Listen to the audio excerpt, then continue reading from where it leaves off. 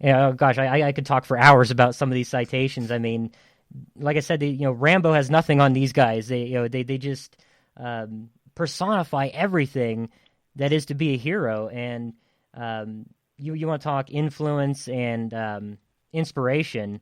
That's one place to see it firsthand. Absolutely. Mhm.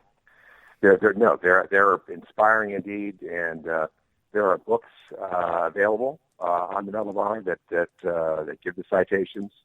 You can get those easily on Amazon. Mm-hmm. Well worth reading. But no, they're truly inspirational stories, and stories of sort of everyday Americans who've done extraordinary things. Really, when it came to a moment of crisis and the true character of the individual came out, that's when you see a hero made. And they come from all walks of life, all sections of the country, all economic classes. You never know until it happens, what any individual is capable of doing. And in many cases, it's truly amazing. But very inspiring. Absolutely. And just a little side note, and I do believe that medics have a disproportional amount of Medal of Honors. That's kind of a source of pride as an Army medic. Yeah. They do show up quite a few times. They're on the list. Absolutely. Yeah, people don't think about that. That medics they're not bearing arms, and they're not combatants in that sense, but they're on the front lines. Mm-hmm. And the wounding and fatality rates are very, very high among medics, and which is why I hope you found this. They're so highly respected in the services. Oh, absolutely. I mean that's it's one of those things that everybody kind of treats us as pretty well, and we don't. Most medics out there, and I'm speaking for myself, but we don't never expect that. We always try to earn our way, just like everybody else. But there's a long line of history there, and it does make me proud to look back on all that. And it's one of those things that it's a part of who we are and a part of what we do. So going back to your organization there, where do we go from here? I mean, you guys are already doing so many amazing things.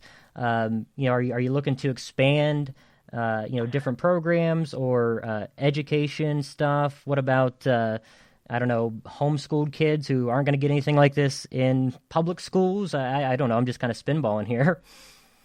Yeah, well, you put your finger on it. Education is the area we want to expand further, and we have a booklet in the works called Centuries of Integrity, and it has thumbnail sketches of about 30 military heroes from throughout American history, starting back in the Revolution and working forward to today. And each one of these individuals, there's a photograph, and then his or her story is told briefly.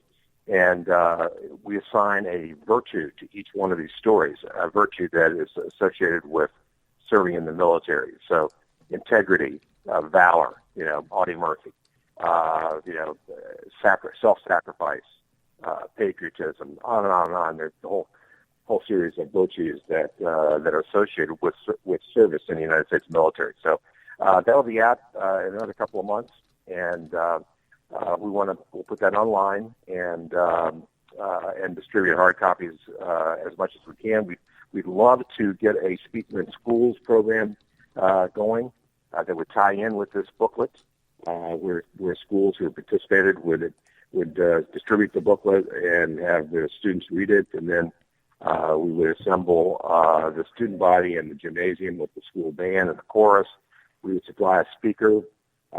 We'd give certificates out to all the students who had read the publication and participated in the program. That's down the road, though. But education is the area we want to focus on in the future. First of all, we had to get ourselves established. We got these two big anchor events going. They're now self-sustaining, and so that's the parade and the conference and the honors awards program. and so now we want to do more with students. For the first several years, we subsidized the attendance of most of the cadets and midshipmen who came to the conferences. Now, because of the great experiences they've had, and we get fantastic letters and emails from these students, cadets, midshipmen, students when they get back, is now most of the academies and universities are paying their own way, which allows us to bring even more students in and to use our resources to reach a broader audience in schools. And when I say schools, I'm including homeschooling in that as well. So education is our big area of emphasis for the future. That is wonderful. I mean, again, there's a lot of folks, are worried about the education their kids get, and are they really getting the true side of history and everything? And I'm glad to hear that folks like you are out there and making sure that continues and even gets better. Amazing stuff. And we've been talking a lot about World War II vets, Iraq, Afghanistan, all that. When your question kind of came to mind here, when you're doing these oral histories and everything, and obviously you're hitting multitudes of generations, are you seeing differences in the generations of warfighters, like World War II versus Vietnam vets? Is there a major striking difference between generationally, the way we approach things, the way we talk about things? Does that come across to you guys at all? The biggest difference I see is that today's military is professional. And it's smaller than it was when I was in Vietnam. Obviously, much smaller than either Korea or World War II, for that matter. But it's probably the finest military that we've. No, I wouldn't say probably. It is the finest military that we've ever had. The military is suffering now because of the cutbacks that have been imposed. Suffering in terms of lack of weapons replacement and modernization and that sort of thing. But it's the best military we've ever had, and clearly the best in the world. And so the problem is that very few people are involved. The very small percentage of the population is involved, 1 or 2%, something like that, have a direct even connection with the military. So it's that much more important that we explain to the general population the role of the military and the importance of the military, and to give them some familiarity with what the military does and its proper function in a free society. So that's the big difference I would see right now. So I can grasp that, and I like the fact that each generation of warfighter learns from the prior. The military's gotten very good about not making the same mistakes over and over again. And I think in looking at these histories and stuff, you can really kind of see that reflect. And the other kind of aspect that jumps out to me is, especially for folks like your generation with Vietnam, how is the response to sharing those stories? You guys didn't get the greatest welcome home. Abused in many cases. Really, to me, it's a black stain on American society. But you guys set the table for my generation coming home and being treated 100 times better. How is that back and forth and response from particularly the Vietnam era? Well, I see a great interaction at our conferences, in particular between the Vietnam veterans and the active duty personnel and the younger veterans of Iraq and Afghanistan. And for one thing, some of the lessons of Vietnam have been learned there, because the treatment of veterans today is much better overall than it was in Vietnam, and VA hospitals and places like Walter Reed Bethesda. It's also it's very noteworthy to me that the number of Vietnam veterans who are helping out in terms of supporting our troops today. there's an effort here in Washington that went on for close to 10 years at Fran O'Brien's Steakhouse. When the wounded first started arriving at Walter Reed back in 2003, 2004, the owner of Fran O'Brien's, Hal Koster, a Vietnam veteran himself, and a friend of his who had lost a leg in Vietnam, they started inviting wounded guys at the hospital at Walter Reed to come down to the restaurant on Fridays and have a free steak dinner. So as the number of wounded started growing dramatically, they kept doing this, and at some point,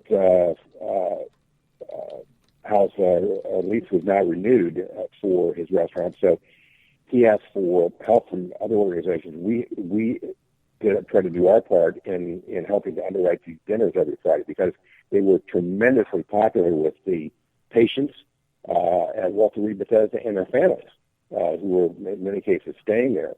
And just to get out of the hospital for a night and enjoy a steak dinner, and we had beer available, and sometimes we had a speaker, and we give them things, and we have musical groups come, that kind of thing.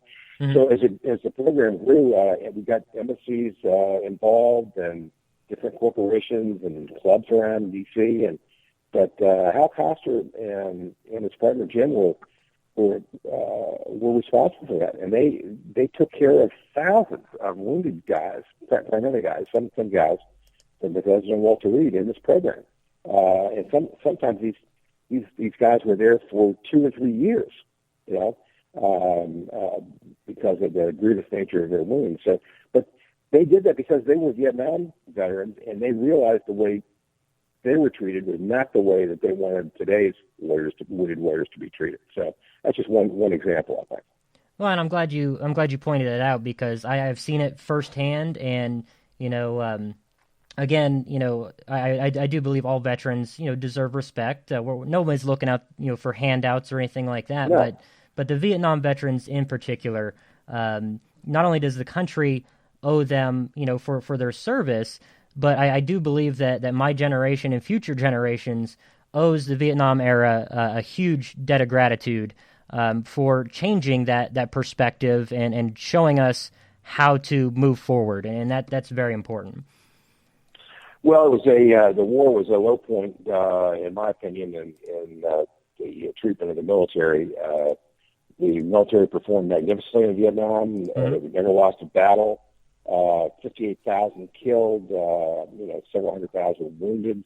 The war was won, basically, and the rug was pulled out from under South Vietnam by the Congress, and it was one of the most disgraceful incidents in the history of American warfare, in my opinion. And but that's in the past, and we have to make sure it doesn't happen again. That's why I get so angry about what I see happening in Iraq. Absolutely. That the war was won, and the peace was handed, and victory was snatched out of the jaw, or defeat was snatched out of the jaws of defeat when we pulled out prematurely, when the President Obama pulled out prematurely. Terrible mistake. I think the situation can be rectified if we get a president in there who understands what the heck is going on in the world with radical Islam. But so the situation is not totally lost in Iraq, but a victory was thrown away.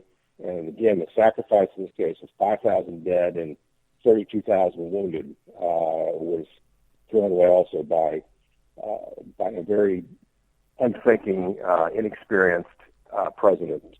And it's another black mark on the treatment of the U.S. military, in my opinion. So, I absolutely agree. I couldn't agree more. I mean, it's you're hitting the nail exactly on the head there. We're just about out of time here. And again, I really appreciate you spending so much time with us today. If folks want more information or want to get involved, how do they go about doing that? How do they contact you guys, and where do they find you?